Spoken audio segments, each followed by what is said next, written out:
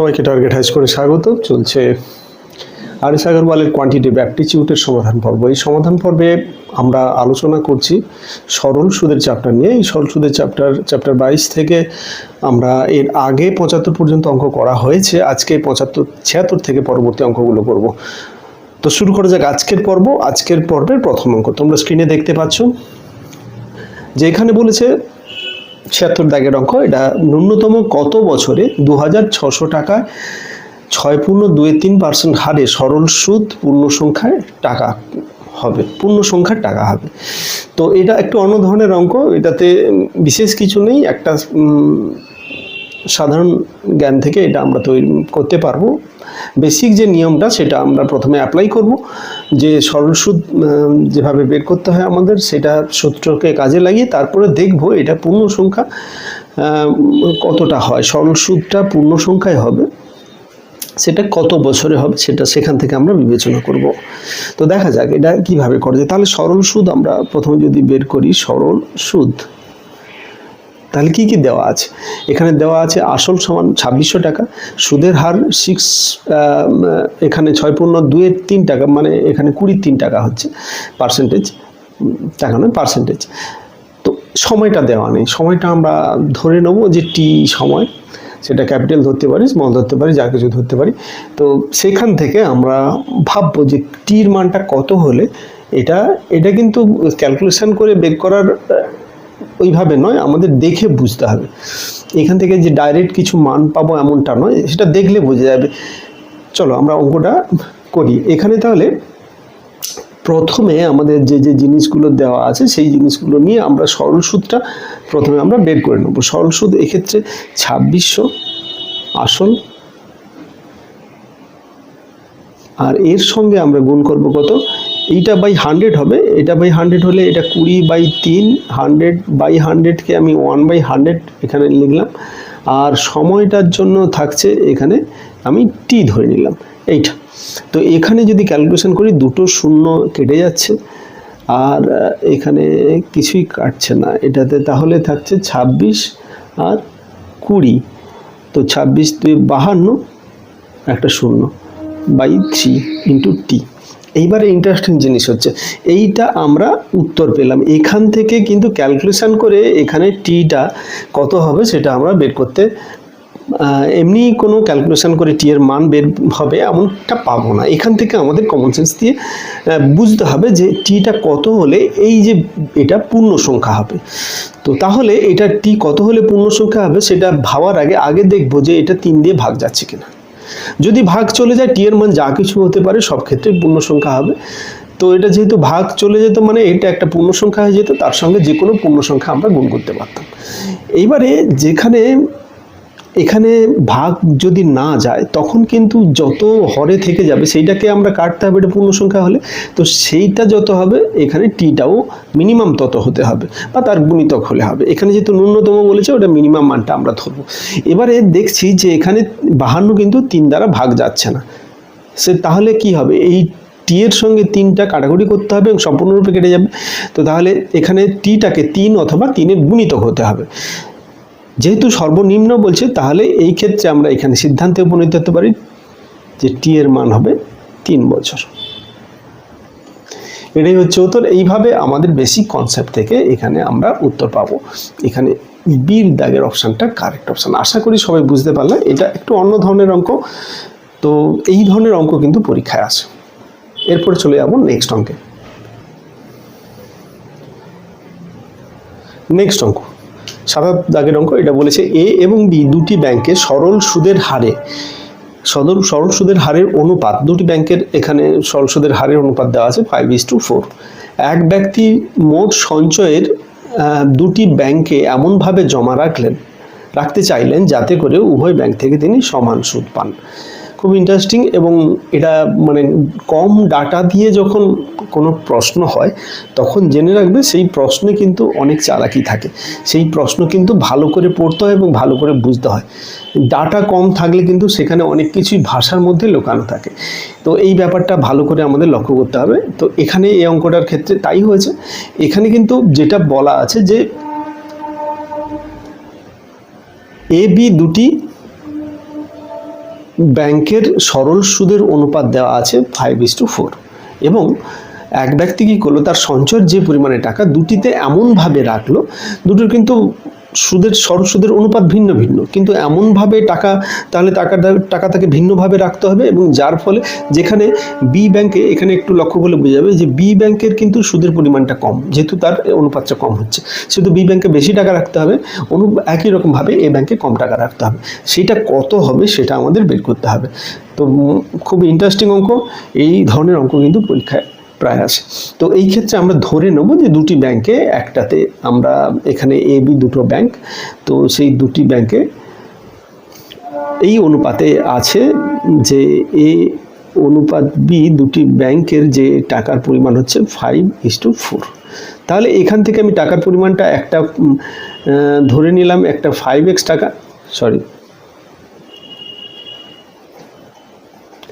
আর একটা 4x টাকা, দুটো টাকার অনুপাতটা এখানে রাখলাম। এইবারে আমাদের কি বলেছে যে এই দুটো গেল কিন্তু সরল সুদের অনুপাত, তাহলে মোট সুদ আমাদের কত হবে সেটা এবারে বের করব। দুটোর ক্ষেত্রে সুদ সমান হবে, এটা আমাদের। তাহলে প্রথম ব্যাংক থেকে এ ব্যাংকের, তাহলে আমরা যেটা পাবো এ ব্যাংক থেকে, তাহলে কি পাচ্ছি না, এ ব্যাংকের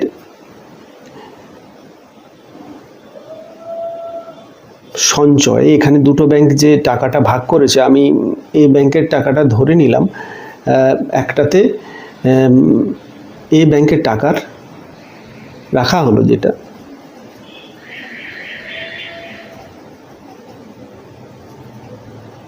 সঞ্চয়ের টাকা, কত রাখা হলো না, এখানে পি ধরে নিলাম, পি টাকা, আর বি ব্যাংকে টাকা রাখা হলো কত, কিউ টাকা। তো এইভাবে পি আর কিউ টাকা যদি রাখা হয়, তাহলে এ ব্যাংকে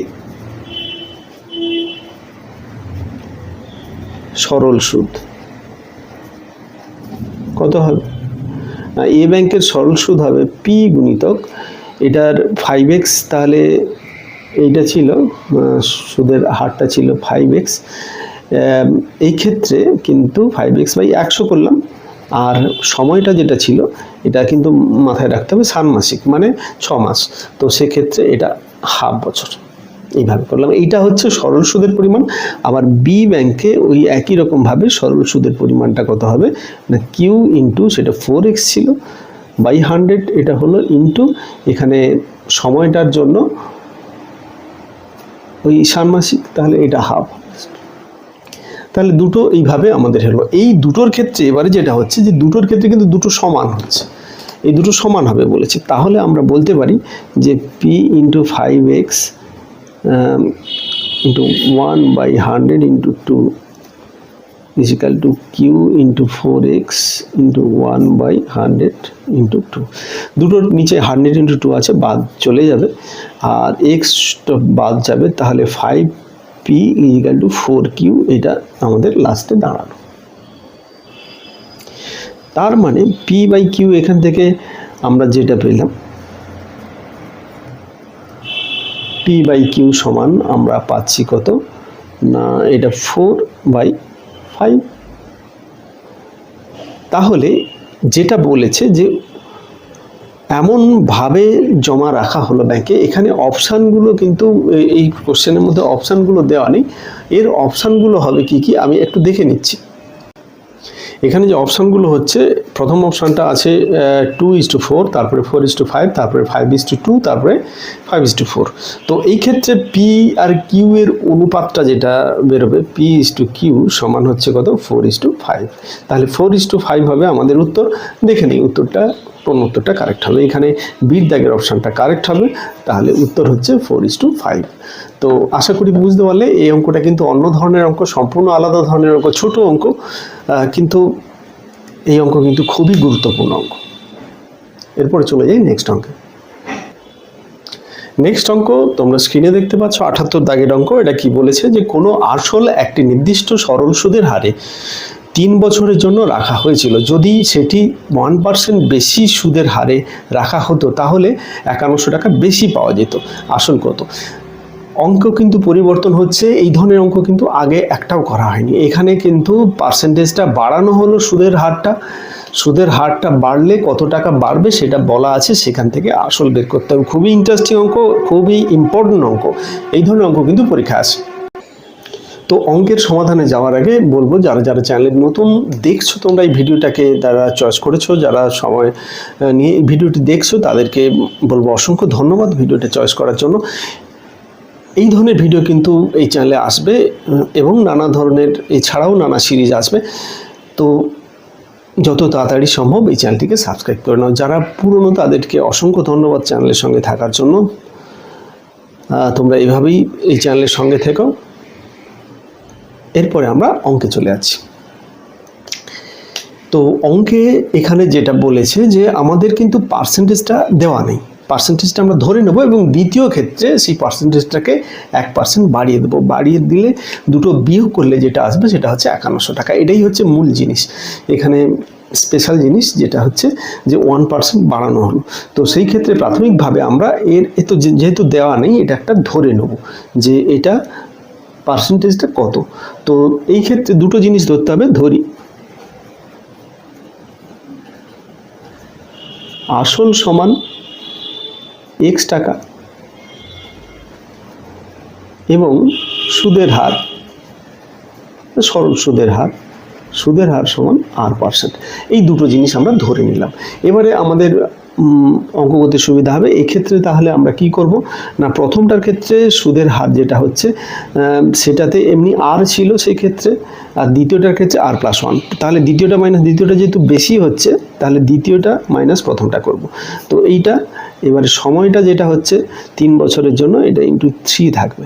এটা হচ্ছে দ্বিতীয়টার ক্ষেত্রে সরল সুদ, আর প্রথমটার ক্ষেত্রে সরল সুদ হবে। এটা শুধু আরটা হবে, আর কিছু, আর সব তো একই। এইটা এই দুটোর যে পার্থক্য, এইটা দেওয়া আছে কত, 51। এটাই কন্ডিশন, এখানে আর কিছু নেই। এখানে শুধু সিম্পল ক্যালকুলেশন করব। এটাতে যদি আমরা এটা গুণ করে দিই তাহলে আমরা কি দেখতে পাবো না, এটা 3rx প্লাস 3x, আর এটার ক্ষেত্রে rx, আচ্ছা এটা 3rx, আর কিছু নেই। বাই 100 যেমন আছে তেমন থাকবে, দুটোর ক্ষেত্রে 100 যেহেতু, বা আচ্ছা 3rxটা কেটে গেল, শুধু 3x থাকলো। 3x সমান কত হচ্ছে না, এর পিছনে 100 যেহেতু গুণ হবে, দুটো শূন্য এক্সট্রা ওখানে থেকে গেল। তাহলে x সমান কত হচ্ছে আমাদের না, এইটাকে আমরা 3 দিয়ে ভাগ করবো। 17 3 51, তাহলে 17-এর পেটে 4টা শূন্য।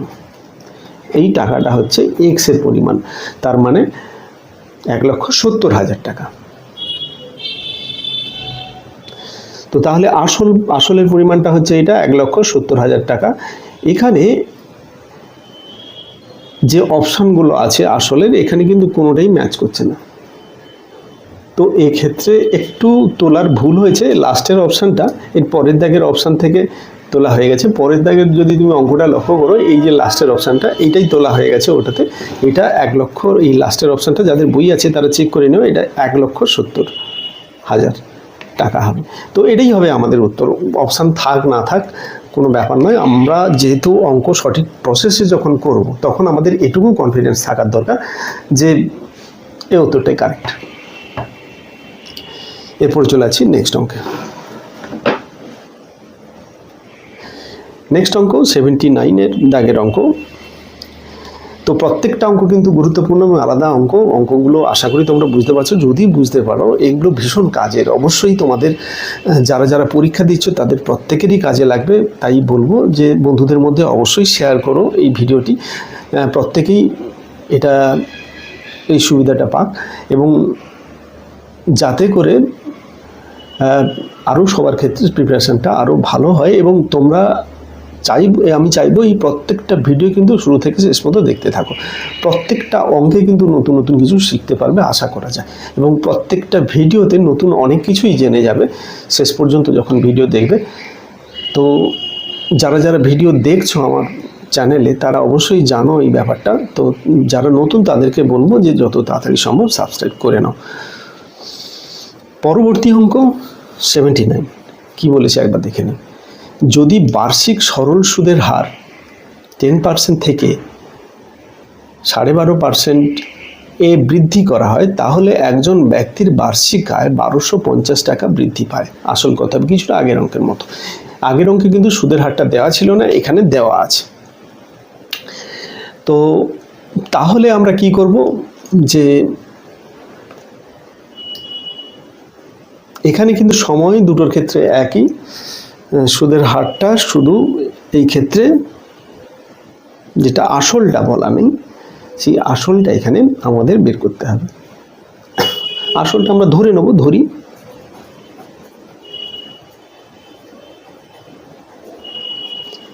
আসল সমান হচ্ছে x টাকা। তো আসল x টাকা হলো। এইবারে দ্বিতীয় ক্ষেত্রে সুদটা করব, সেখান থেকে মাইনাস করে প্রথম ক্ষেত্রে সুদটা করব। দ্বিতীয় ক্ষেত্রে যে সুদটা হচ্ছে সেটা কত হচ্ছে 12.5% হারে, তাহলে 25/2, আর এখানে ক বছর হচ্ছে 1 বছর হচ্ছে বাই 100 মাইনাস দ্বিতীয় ক্ষেত্রে হচ্ছে কত না x ওই একই আসল হবে, সেটা 10% হারে 10 × 1/100, এই দুটো মিলে 1250। এটা তোমরা নিজেরাও প্র্যাকটিস করে দেখতে পারো, একই রকমের অঙ্ক।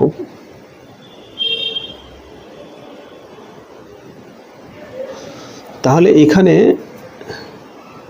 এটা যদি আমি ক্যালকুলেশন করি তাহলে এটা দাঁড়াচ্ছে কত 25x, এটা একটা 2 আছে এখানে 200 হয়ে যাবে, মাইনাস 10x সমান 1250।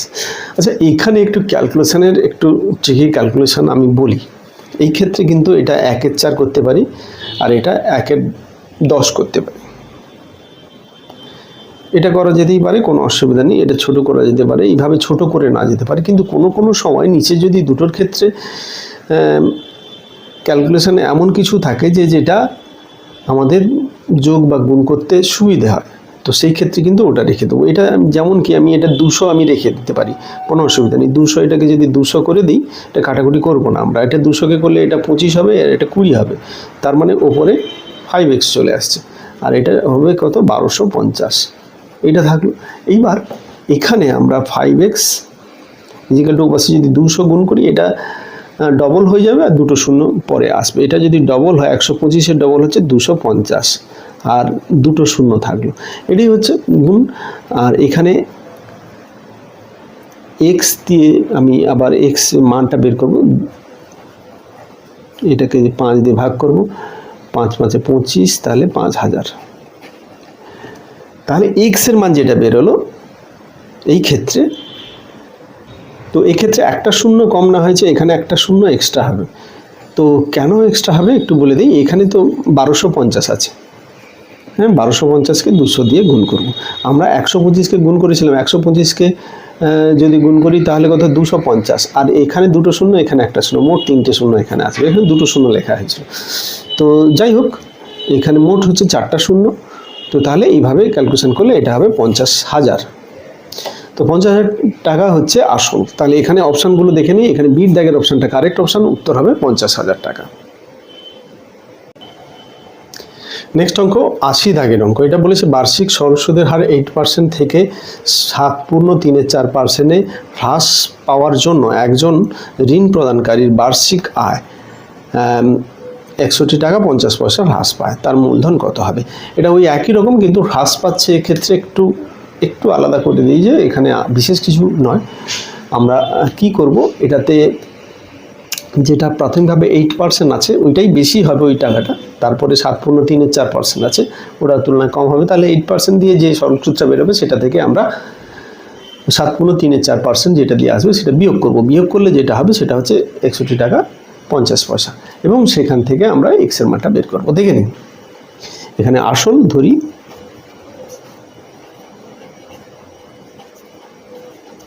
আসল সমান x টাকা।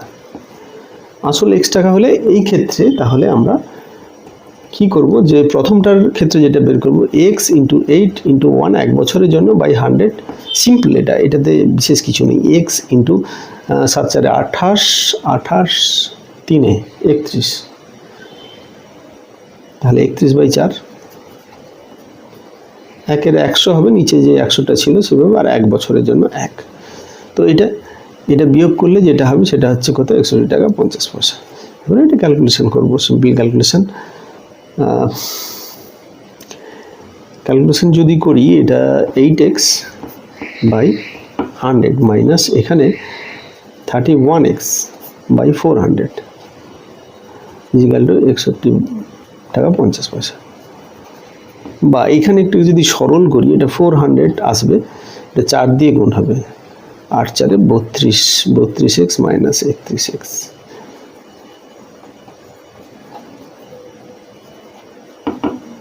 তাহলে এটা উপরে হবে x আর ওপাশে এইটার সঙ্গে 400 গুণ হয়ে যাবে। আচ্ছা, 400 গুণ হবে মানে এই দশমিকটা চলে যাবে এইখানে, এটা 6150-এর সঙ্গে 4 গুণ হয়ে যাবে, যেটা হবে সেটা হইতে 4 5 20, 2 হাতে 4 1 4, 5 6 আর 6 4 24। তাহলে আমরা দেখতে পাচ্ছি 24,600। এখানে দশমিকের কোনো ব্যাপার নেই, কারণ এই দুটো শূন্য, এই যে দুটো শূন্য ছিল, এই 5 দুটোর আগে দশমিক ছিল, ওই দুটো শূন্য চলে গেলে দশমিকটাও উঠে যাবে। তাহলে এটা হচ্ছে 24,500 টাকা, এটাই হবে আমাদের উত্তর। তো আশা করি এই অঙ্কটা বুঝতে পারলে, এটা ওই রকমেরই অঙ্ক, কিন্তু এটা শুধু আলাদা যেখানে বলেছে এটা হ্রাস পাচ্ছে, মানে সুদের হারটা কমে যাচ্ছে, যার ফলে তার বার্ষিক আয়টাও কমছে। তো আজকে এই পর্যন্তই। যারা ভিডিওটি দেখছো তাদেরকে বলবো যে ভিডিওটি যদি ভালো লাগে অবশ্যই বন্ধুদের মধ্যে শেয়ার করো এবং লাইক করে দিও। সঙ্গে সঙ্গে যারা নতুন তাদেরকে বলবো যত তাড়াতাড়ি সম্ভব চ্যানেলটিকে সাবস্ক্রাইব করো। আজকে এই পর্যন্তই, পরবর্তী ভিডিওতে আবার দেখা হবে।